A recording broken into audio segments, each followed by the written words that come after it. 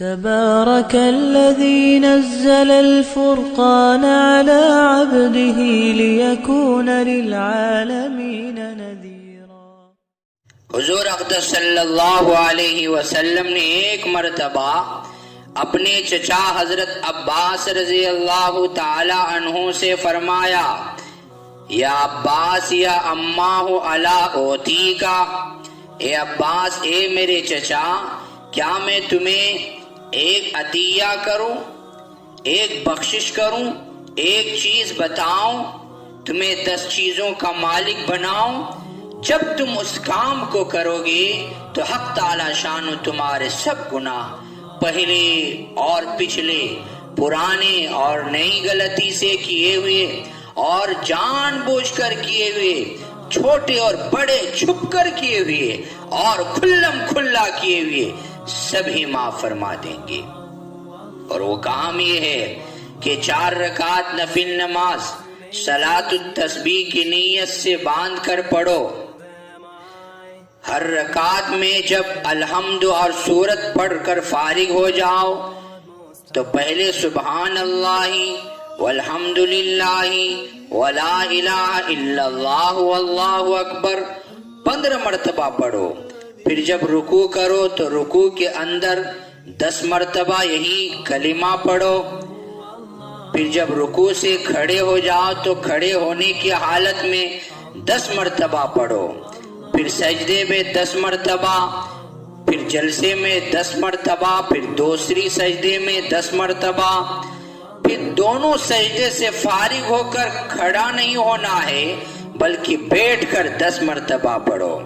سب کی میزان 75 ہوئی۔ اسی طرح ہر رکعت میں 75 دفعہ ہوگا۔ اگر ممکن ہو سکے تو روزانہ 1 مرتبہ اس نماز کو پڑھ لیا کرو، یہ نہ ہو سکے تو ہر جمعہ کو 1 مرتبہ پڑھ لیا کرو، یہ بھی نہ ہو سکے تو ہر مہینے میں 1 مرتبہ پڑھ لیا کرو، یہ بھی نہ ہو سکے تو ہر سال میں 1 مرتبہ پڑھ لیا کرو، یہ بھی نہ ہو سکے تو عمر بھر میں 1 مرتبہ تو پڑھ ہی لیا کرو۔ کہ نیت باندھنے کے بعد ثنا پڑھی، اعوذ باللہ اور بسم اللہ الحمدللہ اور کوئی سورت ملائیے۔ اس کے بعد 15 مرتبہ سبحان اللہ والحمدللہ ولا الہ الا اللہ واللہ اکبر 15 مرتبہ پڑھیے۔ پھر رکوع کی حالت میں 10 مرتبہ، رکوع سے اٹھ کر سیدھے کھڑے ہو کر ہاتھ چھوڑ کر کھڑے ہونے کی حالت میں 10 مرتبہ، پھر سجدے میں 10 مرتبہ، پھر ایک سجدہ کر کے اٹھ کے بیٹھ کر 10 مرتبہ، پھر دوسرے سجدے میں جائیے، دوسرے سجدے میں 10 مرتبہ، پھر 2 سجدہ ہو گیا، اب 2 سجدہ کر کے بیٹھیے 10 مرتبہ پڑھ کے، پھر بغیر اللہ اکبر کہتے ہوئے، اللہ اکبر نہیں کہنا، کھڑے ہو جائیے۔ دوسرا طریقہ یہ ہے کہ 4 رکعت نفل صلاۃ التسبیح کی نیت باندھ لیے، ثنا پڑھیے، پھر ثنا پڑھنے کے بعد 15 مرتبہ یہ کلمات پڑھنے ہیں، سبحان اللہ والحمدللہ ولا الہ الا اللہ واللہ اکبر، پھر اعوذ باللہ، بسم اللہ، سورہ فاتحہ، اس کے ساتھ کوئی سورت ملائیے، پھر اس کے بعد 10 مرتبہ یہ کلمات پڑھیے۔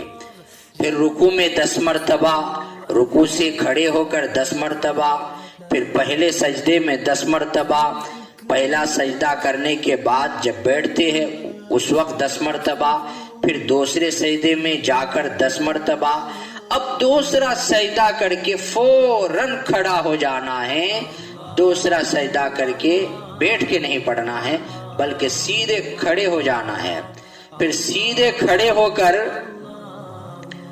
15 مرتبہ پڑھیے، اس کے بعد سورہ فاتحہ، پھر کوئی سورت ملائیے، اس کے بعد 10 مرتبہ پڑھیے۔ یہ دوسرا طریقہ ہے۔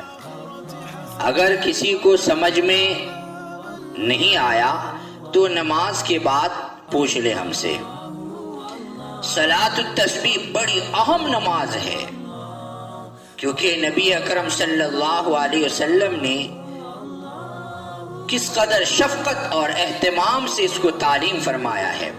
علماء امت، محدثین، فقہاء، صوفیہ ہر زمانے میں اس کا اہتمام فرماتے رہے ہیں۔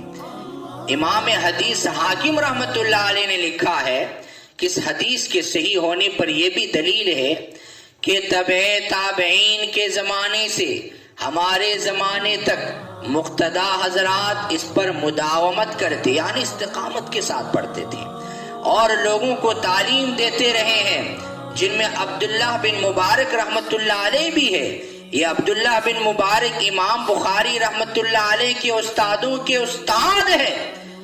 بیہقی رحمت اللہ علیہ کہتے ہیں کہ ابن مبارک سے پہلے ابو الجوزا رحمت اللہ علیہ جو معتمد تابعی ہے اس کا اہتمام کیا کرتے تھے، روزانہ جب ظہر کی اذان ہوتی تو مسجد میں جاتے اور جماعت کے وقت تک اس کو پڑھ لیا کرتے۔ عبدالعزیز رحمت اللہ علیہ جو ابن مبارک رحمت اللہ علیہ کی بھی استاد ہے، بڑے عابد زاہد متقی لوگوں میں ہیں، کہتے ہیں جو جنت کا ارادہ کرے اس کو ضروری ہے کہ صلاۃ التسبیح کو مضبوطی سے پکڑے۔ ابو عثمان رحمت اللہ علیہ جو بڑے زاہد ہیں کہتے ہیں کہ میں نے مصیبتوں اور غموں کے ازالہ یعنی ختم کرنے کے لیے صلاۃ التسبیح جیسی کوئی چیز نہیں دیکھی۔